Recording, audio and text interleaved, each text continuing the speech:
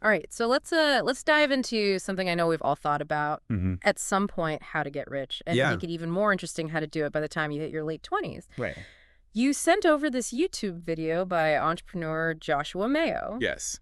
and his approach is, well, let's just say it's not your typical financial advice. That's an understatement. He basically throws the traditional start investing early wisdom right out the window. I know, right? It's almost shocking to hear an entrepreneur say, forget stocks, forget real estate. Yeah. So what we're going to do in this deep dive is unpack Mayo's argument and really see if his path to wealth makes sense, especially for someone just starting out. And it's important to remember that the traditional advice about investing early IS still considered the cornerstone of a solid financial plan. Right. For most people, what Mayo's proposing is definitely a different beast. Yeah. Higher risk for sure, but potentially higher reward as well. Okay, so to be clear, Mayo isn't sitting on a mountain of index funds or rental properties. This guy's been hustling since college, we're talking, starting a clothing brand, building websites, even trying his hand at day trading. Wow. And here's the kicker. He didn't become a millionaire overnight. In fact, he's very open about the fact that he failed a lot. Oh, really? But each failure, each setback, taught him something valuable. It's that adaptability and resilience that he credits for a lot of his later success. So here's the foundation of Mayo's argument. He says true wealth doesn't come from money itself. It comes from the value you provide. Okay. And to provide real lasting value, you need skills. Think about it in terms of your own career. What are the skills that make someone truly indispensable in your field? That's a great question to consider. Mhm. And in today's world where things are changing so rapidly, Right. it's not just about specialized knowledge in one area. It's about those transferable skills, Mhm. things like critical thinking, being able to communicate your ideas effectively, and being a creative problem solver. Those are the skills that can make you adaptable to whatever the job market throws at you. And Mayo takes this idea of skills even further. He uses this analogy of skills being like muscles. Okay. To get stronger, you have to actively use them and push them to their limits. He even divides skills into two categories. Interesting. Minor skills, which are the everyday things we all do, Yeah. and then what he calls major skills. And it's those major skills that he believes are the key to unlocking wealth. Think of it this way. Tying your shoes. That's a minor skill. Useful, Yeah. sure, Right. but not going to make you a fortune. Now, imagine being able to close a $1 million deal through persuasive communication. That's a major skill with major earning potential. And Mayo's own success on YouTube is a perfect example of this. Yes, he has great visuals and editing, but it's his ability to connect with his audience, to clearly explain complex topics, and to persuade people to take action that really sets him apart. He's basically turned communication, which is a skill that translates to any field, into a thriving online business. Mm. It's living proof that his philosophy can actually work. But it's also important to note that he's operating in a very specific space, one that's heavily reliant on individual branding and audience building. So Mayo's big call to action is this: stop waiting for the perfect moment or the perfect investment strategy. Figure out what your major skills are and start developing them. Now it's about taking control of your own potential and building a foundation for future success. It's a bold message and one that requires a certain mindset. He's not advocating for recklessness, but for calculated risk-taking and a focus on building your earning potential. It's a philosophy that goes against the grain, but it definitely makes you think. So I want you to think about this as we go deeper into Mayo's ideas. What are your major skills? What are the things you're already good at that you could turn into something truly valuable? And how can you start actively strengthening those skills today? That's a great question to ponder. I think we'll dive more into that in the next part. Yeah, for sure. This is a lot to consider. Welcome back. I'm really intrigued by this idea of identifying and developing your major skills as a path to wealth. It's a fresh perspective, that's for sure. It definitely challenges the way we normally think about money and success. But okay, let's say our listener is on board with this idea. Yeah. How do you actually go about figuring out what those major skills are? Right. It's easy to fall into the trap of thinking, well, I'm good at this right now, so I should just keep doing that. Right, but that might not be the most lucrative path. You have to think bigger, more strategically. Instead of just looking at your current abilities, think about the value you can create. What problems are people out there struggling with? Okay. Problems they'd be willing to pay to have solved. Right. What skills are in high demand, even if they're not skills you currently possess? Okay, so let's imagine our listener has done that. They've pinpointed some of these high-value skills. What's the next step? How do you go from novice to expert? Is there some secret shortcut? I wish there was a magic formula. Hmm. But unfortunately, no building valuable skills takes time, effort, and a willingness to get out of your comfort zone. Mm-hmm. But there are proven strategies that can make the process more efficient and effective. Okay. One of them is called deliberate practice. Mm. It's about focusing on specific areas you need to improve and working on them with intention and a structured plan. So it's like having a workout routine for your brain. You wouldn't just walk into a gym and start randomly lifting weights. Yeah, You'd have a plan, right? exactly. Targeting specific muscle groups, gradually increasing the weight, tracking your progress. And deliberate practice is the same approach. But for your skills, Mhm. let's say you want to improve your public speaking, something. Mayo obviously considers a major skill.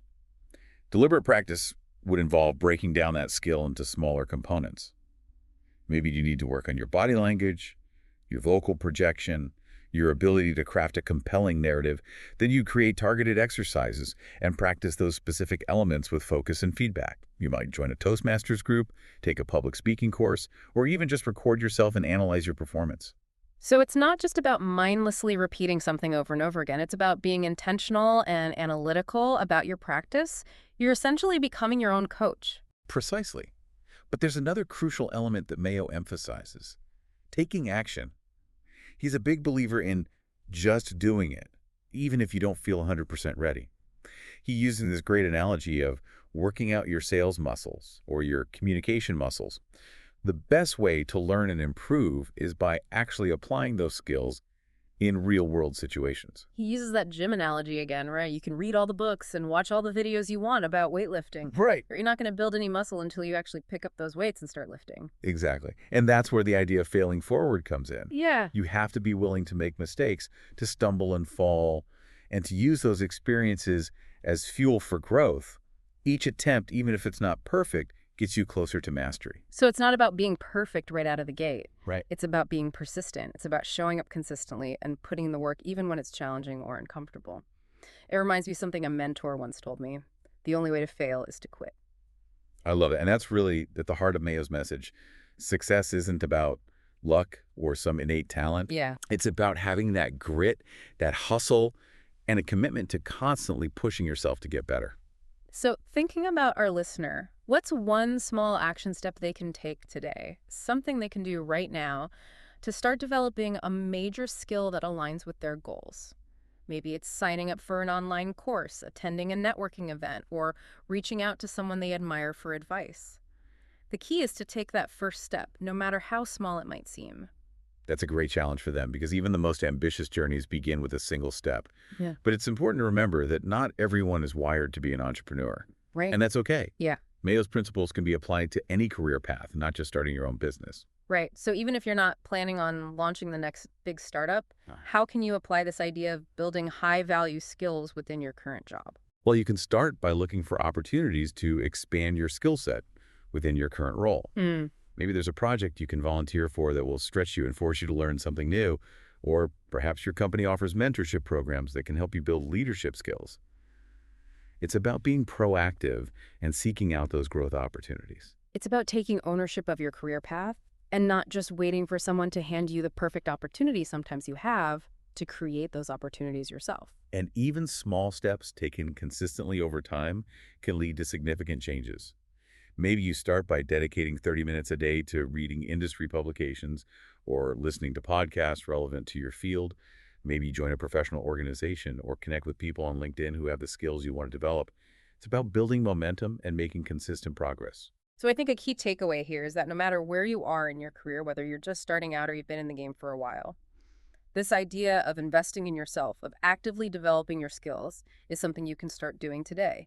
It's about building a foundation for long-term success, regardless of what the future holds. Absolutely.